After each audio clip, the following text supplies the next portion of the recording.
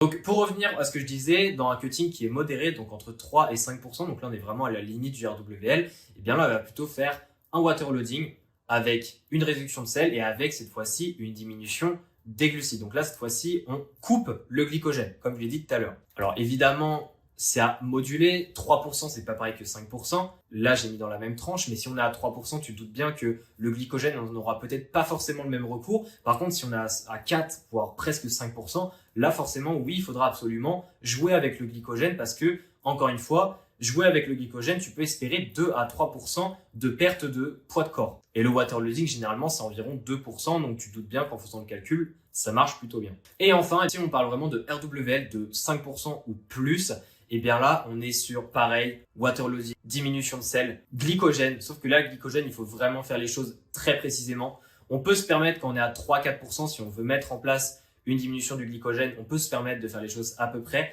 Mais quand on est au-dessus de 5%, si on veut vraiment pas foirer sa pesée, il faut faire les choses assez précisément.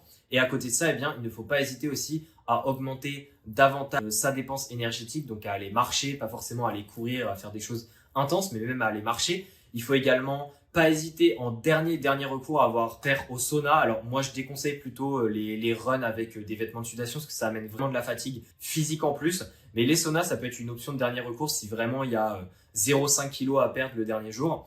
Mais voilà, encore une fois le sauna je le déconseille dans la majorité des cas. Mais si on parle vraiment d'une grosse perte de poids, eh bien oui le sauna peut être intéressant. Je tiens quand même à faire un petit disclaimer par rapport à 5% ou plus. Le 5% ou plus, moi, c'est un cas que j'ai très rarement avec les athlètes que je suis, avec les combattants et combattantes que je suis, parce que c'est quelque chose qui est déjà pas évident à faire. Et en plus de ça, eh bien, plus on a un pourcentage à perdre de poids de corps durant le cutting,